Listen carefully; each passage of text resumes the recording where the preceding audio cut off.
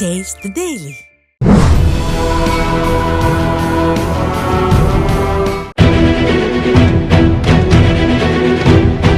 தமிழ்நாடு சட்டமன்றத்தில் ஆளுநர் நடந்து கொண்ட விதத்தை கண்டித்து போராட்டம் நடத்தி விளம்பரம் தேடியிருக்கிறது ஆளும் திமுக. இந்த போராட்டத்தால் பல்வேறு இடங்களிலும் போக்குவரத்து ஸ்தம்பித்து பல மணி நேரம் வாகன ஓட்டிகளும் பொதுமக்களும் நடு ரோட்டில் நிற்க வேண்டிய சூழலையும் ஏற்படுத்தியிருந்தது இந்த திமுக.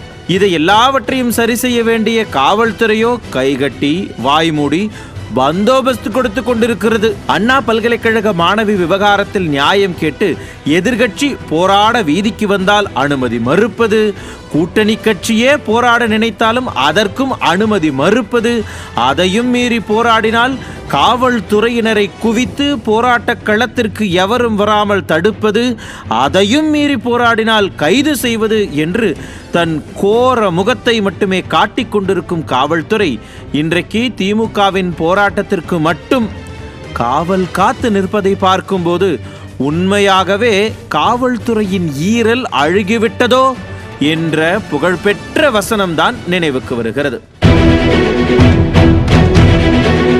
நேற்று சட்டமன்றத்தில் நடந்த விவகாரத்திற்காக இன்று காலையில் ஆளுநரை கண்டித்து போராட்டம் நடத்திய திமுக அனுமதி கேட்டு காவல்துறையிடம் விண்ணப்பித்தது எப்போது?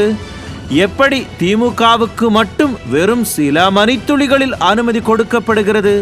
போராட்டத்தின் போது பல இடங்களில் அட்டகாசம் செய்தும் விதிகளை மீறியும் அட்டூழியம் செய்த திமுகவினர் யாரையுமே கைது செய்யாமல் அவர்களுக்கு பந்தோபஸ்து கொடுப்பதை பார்ப்பவர்களுக்கு தமிழ்நாட்டில் நடப்பது வெறும் வெற்று விளம்பர சர்வாதிகார ஆட்சி என்பது தெளிவாக தெரியும் தானே.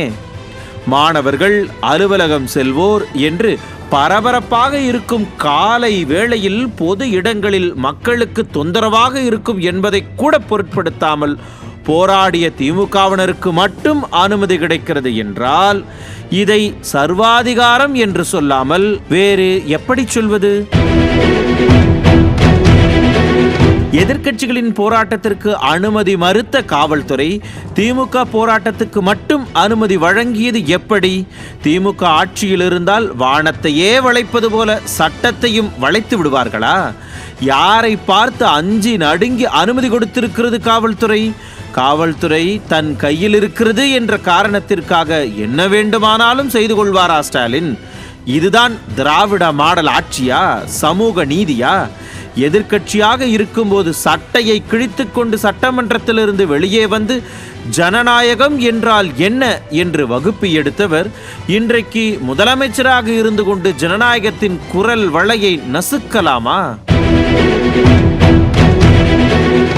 சட்ட ஒழுங்கு பிரச்சனைகள், அண்ணா பல்கலைக்கழக மாணவி விவகாரம் என்று பல்வேறு பிரச்சனைகளை திசை திருப்பத்தான் ஆளுநருக்கு எதிராக ஆர்ப்பாட்டம் நடத்தி இருக்கிறதா திராவிட மாடல் அரசாங்கம்? மற்றவர்கள் போராடினால் அனுமதி மறுப்பு, கைது. ஆனால் திமுக போராடினால் மட்டும் அனுமதி கொடுப்பது எப்படி? இதையெல்லாம் யோசித்து பார்த்தால் ஸ்டாலினின் சர்வாதிகார சாயம் வெளுத்தல்லவா போகும். நியூஸ் ஜே செய்திகளுக்காக இணையாசிரியர் மனோஜ்குமார் கோபாலன்.